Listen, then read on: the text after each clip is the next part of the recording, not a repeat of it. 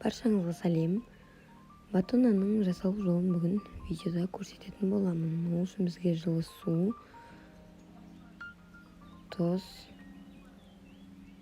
жылы сүт керек. Және де сұйық май. Жақсылап бәрін араластырып аламыз.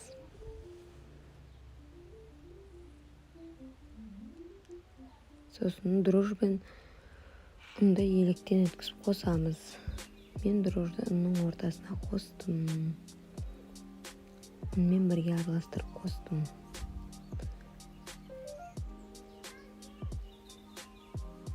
Електен бөліп өткізіп қосып отырамыз.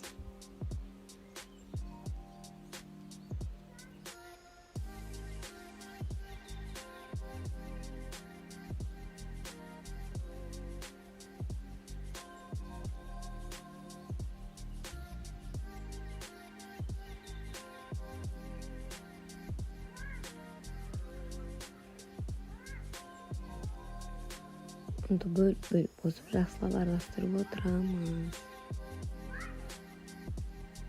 Қанша грамм ұн, қанша грамм сүт керек екенін жазатын боламын.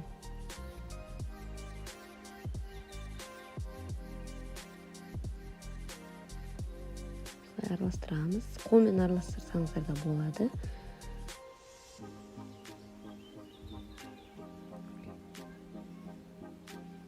Жақсы қолмен араластырып июін қандырамыз.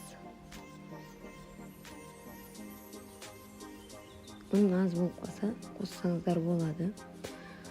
Қолға жабыспайтын жұмсақ қамыр шығу керек.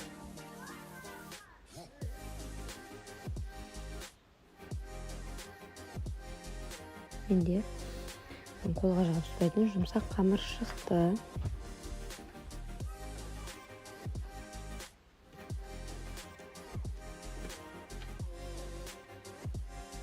Бетін жауып, жылы жерге 1,5-1 сағатқа қоямыз.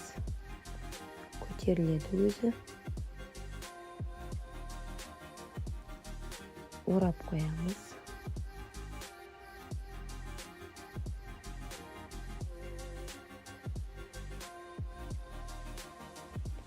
Қамыр көтерілгеннен кейін қамырды теңдей 3 бөлікке бөліп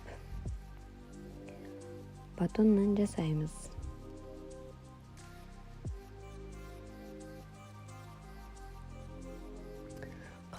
Қамыр қолыңызға жабысып жатқан жағдайда маймен қолымызды майлап алып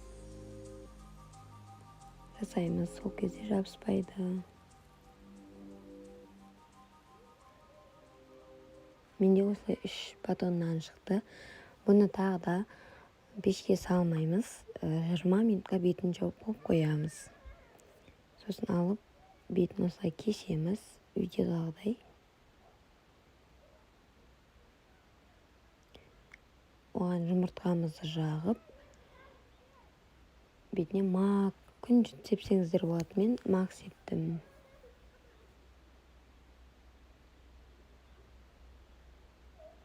Пештеріңізге қарай градусын өздеріңіз қоясыздар. Менің пешім тез пісіріп қоятын болғандықтан мен 200 градуске қойып пісірдім. 20 минут, жарты сағат. Мына ортасы осылай піседі. Толық піседі. Баршаңызға ас болсын.